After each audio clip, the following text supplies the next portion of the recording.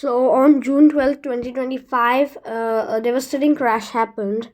Now I just want to show you the thing which the Boeing engineers said, and if you don't want to hear that, you can also skip and go to the preliminary report point in this video. I'll just put the timeline here. Sam Sulfair, a Boeing engineer with 17 years at the company, has alleged that the sections of Dreamliner's fuselage were improperly fastened, which potentially compromises the aircraft's structural integrity and reducing its lifespan. Now, that is a very big thing for Boeing. He has alleged that the production of 787 Dreamliners, they used shortcuts that could cause it to break apart in mid-air. They are putting out defective airplanes. He courageously reports on risks at a global level while putting his career on ice to help prevent catastrophic failures at Boeing. So I have got the preliminary report here, and I am almost filming this video after one whole week. I waited for the preliminary report to release, and in the cockpit voice recording, one of the pilots is heard asking the other, "Why did he cut off?"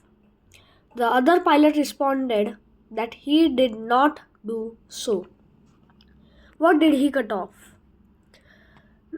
It was the fuel cutoff switches which were cut off.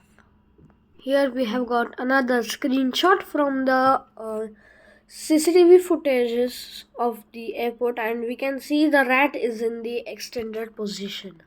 Now the people who thought, the flaps! Look at the flaps! The flap handle assembly sustained significant thermal damage.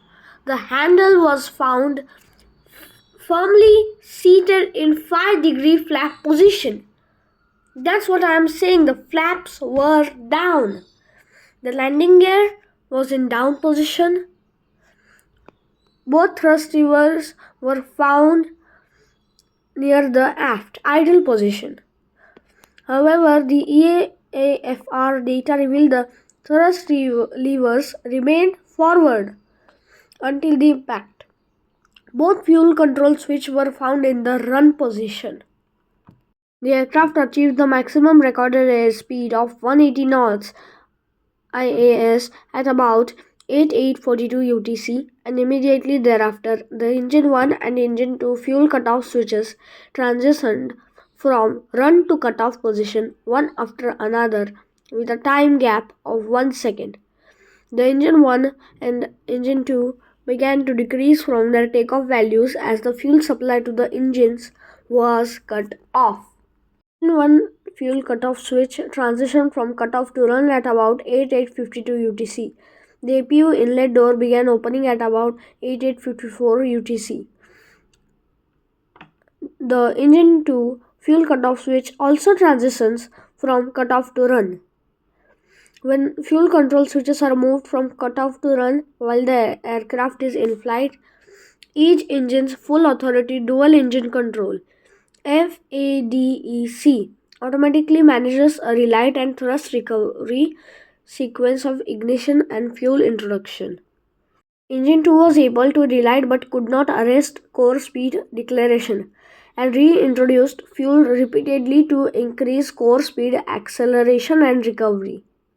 Now, as you can see, the flap handle lever and the landing gear was down. So the landing gear lever module, as you can see here, it is badly burnt and it is down in position. As you can see here, this is the throttle quadrant of the Boeing 787, and the fuel cutoff switches were found in run position. Now, first what had happened, I think that the pilots or someone had did the fuel control switches to cut off, and then they did it back to run. That's why it is right now on run. One more question rises, that did the pilots deliberately crash the aircraft? Was the crash intentional, or was it just a small mistake? let's see that the crash was not intentional.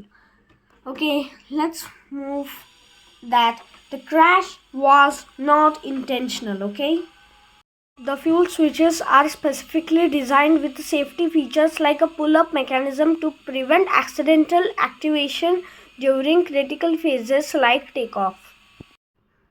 Metal stop lock mechanism requires the crew to lift the switch before changing position. Guarded brackets prevent accidental movement. Then who did turn off the fuel switches? If there is so much things. Now I also don't think that this was because of some kind of mechanical fault. This was done manually. But how? Are we going to see some cases? This case like the Germanwings 9525, Silk Air or Lam Mozambique, which were deliberately crashed down by the pilot. Is this a case like that? No, right? Or it could be, I don't know. Then who did the fuel switches cut off? The fuel switches that were cut off before Air India plane crash are designed so that this could not accidentally happen. Accidentally. Now, after this, why it happened, what actually happened, we'll see when the final report comes. And till that, take care. If you want more updates, I'll surely keep you informed. Please click on the bell icon. And I'm not forcing you to do that. But if you do, I'll definitely keep you updated about all the updates of Air India crash. Till then, take care. Bye. See you in the next video.